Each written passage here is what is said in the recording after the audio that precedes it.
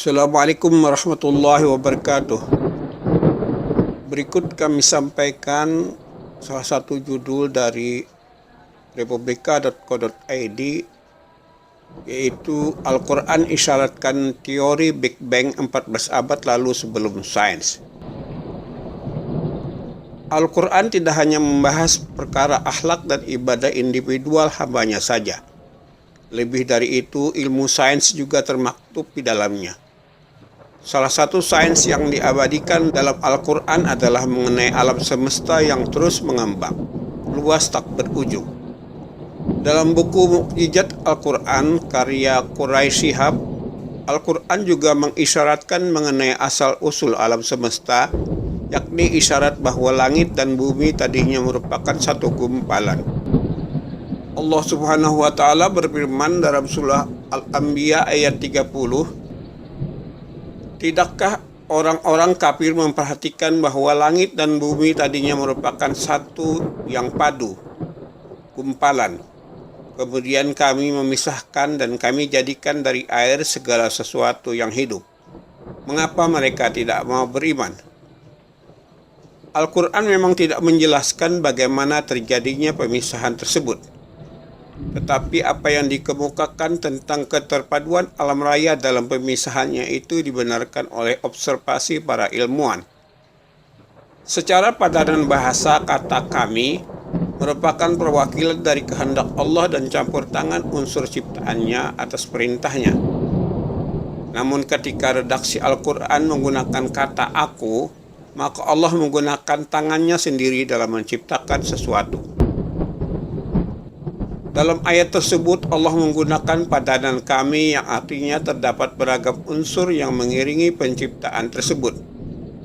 Misalnya dalam observasi Edwin Hubble pada tahun 1929 menunjukkan adanya pemuaian alam semesta. Hal ini merujuk pada kebenaran bahwa alam semesta itu berekspansi, sebagaimana yang tertuang pada Al-Quran surah Al-Zariyat ayat 47 yang berbunyi, "Dan langit kami bangun dengan kekuasaan kami dan sesungguhnya kami benar-benar meluaskan atau mengembangkannya."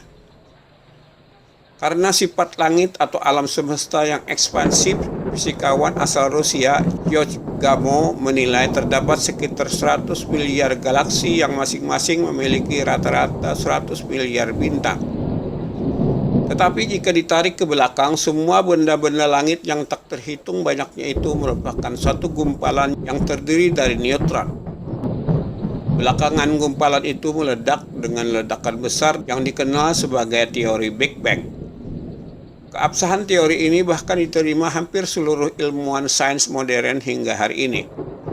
Bahkan ilmuwan sains asal Inggris Stephen Hawking telah cukup lama menghabiskan masa hidupnya untuk meneliti tentang Big Bang dan lubang hitam atau black hole. Dari ledakan inilah kemudian dikenal istilah teori The Expanding Universe. Menurut teori ini, alam semesta bersifat seperti balon atau gelembung karet yang sedang ditiup ke segala arah. Adapun langit yang kita lihat saat ini sebenarnya semakin tinggi dan semakin mengembang ke segala arah dengan kecepatan yang luar biasa.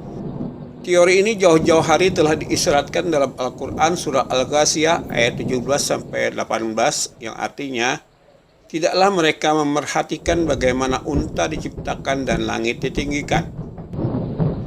Dalam buku A Brief History of Time karya Stephen Hawking disebutkan bahwa pada tahun 1920-an ketika para ahli astronomi mulai mengamati spektrum bintang-bintang di galaksi lain, ditemukan suatu hal yang aneh, yakni set warna yang hilang dari bintang-bintang galaksi kita, atau Bima Sakti atau Milky Way Galaxy, dan kesemuanya bergeser ke arah ujung merah dalam spektrum. Setelah dilakukan sejumlah penelitian, para ilmuwan beranggapan bahwa pergeseran cahaya bintang itu akibat adanya pergerakan galaksi-galaksi yang ada. Namun belakangan secara mengejutkan diketahui seluruh galaksi justru bergerak menjauhi galaksi kita. Artinya secara singkat alam semesta memang mengembang. Hawking menyebut bahwa makin jauh suatu galaksi dari jarak galaksi kita, maka pergerakannya menjauh sebegitu cepat. Yang artinya alam semesta tidak bisa statis dan sedang mengembang, yang mengakibatkan jarak antar berbagai galaksi selalu berubah. Demikian kami telah menyampaikan salah satu judul dari republika.co.id tentang Al-Quran isyaratkan teori Big Bang 14 abad lalu sebelum sains. Assalamualaikum warahmatullahi wabarakatuh.